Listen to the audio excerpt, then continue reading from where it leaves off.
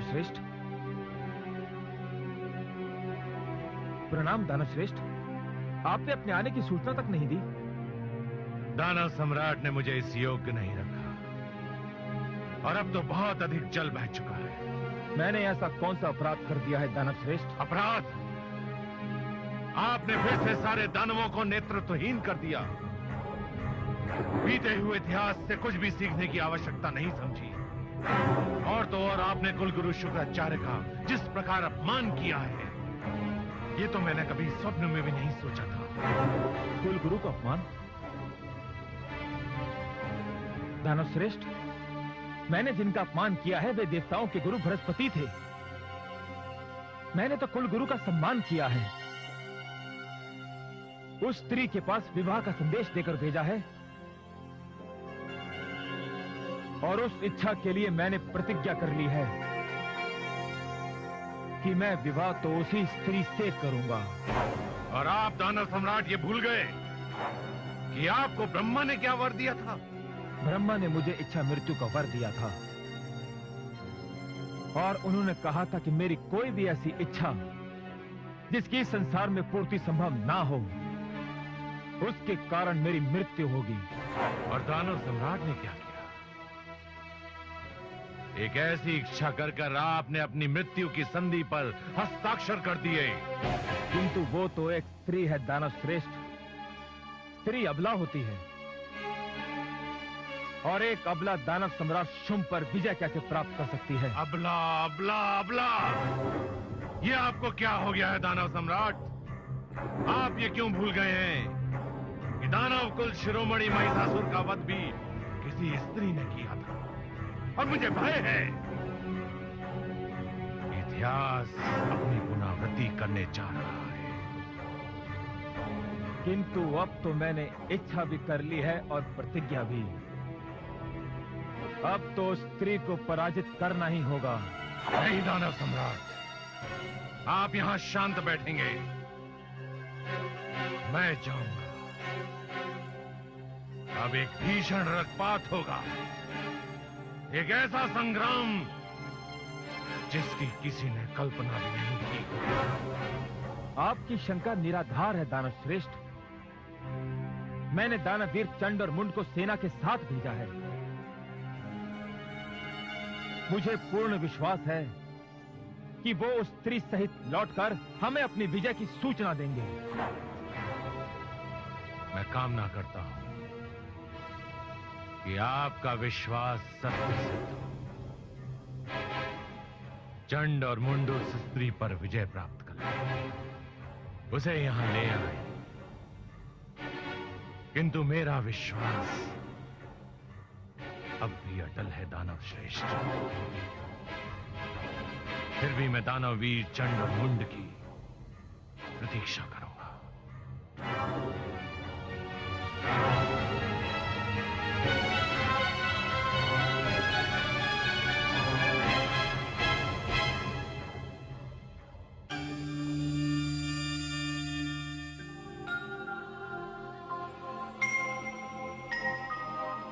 आइए शिवानी, आपका आभार कि आप उचित समय पर पधारी हैं।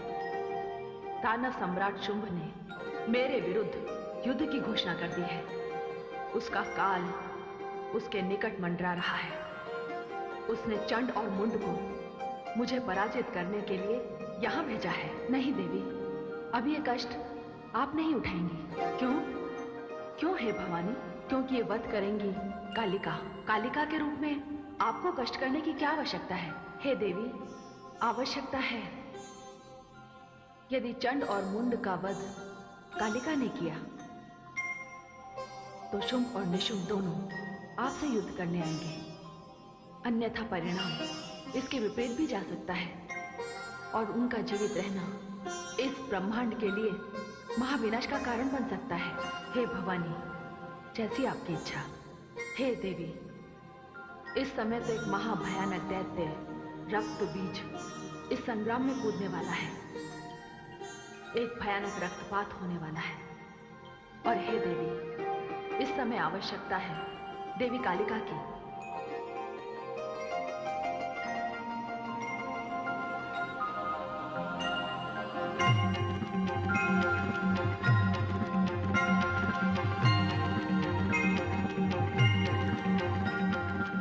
कालिका, मैं आपका आह्वान करती हूँ। इस कार्य में आपका सहयोग अत्यंत आवश्यक है।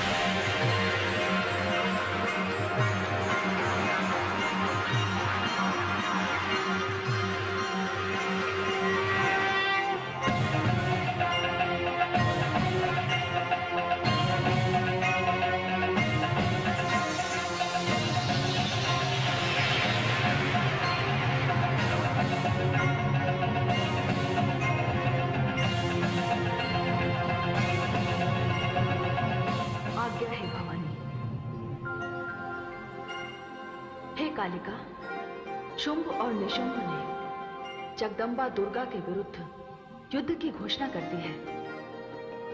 चंड और मुंड अपनी सेना के साथ चल पड़े हैं और इस संग्राम में दानव श्रेष्ठ रक्तबीज के आने की संभावना है।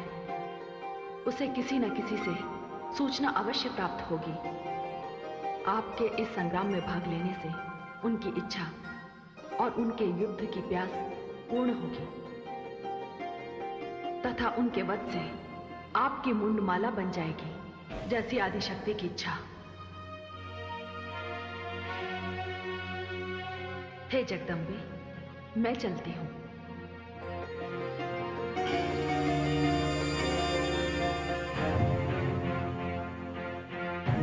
हे भवानी रूपा दुर्गे, आप यहीं विश्राम कीजिए।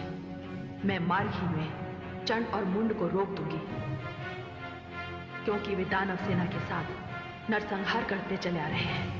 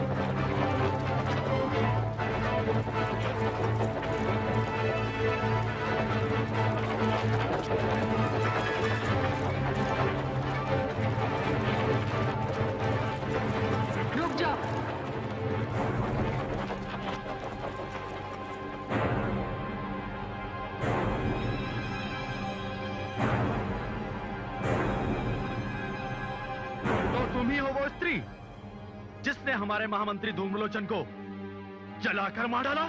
नहीं, ईश्वर को धन्यवाद दो कि मैं नहीं थी। मैं तो तुम्हें यह कहने के लिए आई हूं कि महादेवी दुर्गा को शुंभ और निशुंभ के 2 मस्तक दे दो और अपने प्राण बचाकर पाताल लोक भाग जाओ। मुंड, सुना तूने? ये स्त्री क्या कह रही है? देख क्या रहे हो? इसे अपने रास्ते से हटा दो। मैं चलकर उस स्त्री को रोकता हूँ जिसे लाने की आज्ञा मुझे प्राप्त हुई है। मुझे रास्ते से हटाकर आगे बढ़ जाओगे? चलो सैनिकों, आगे बढ़ो।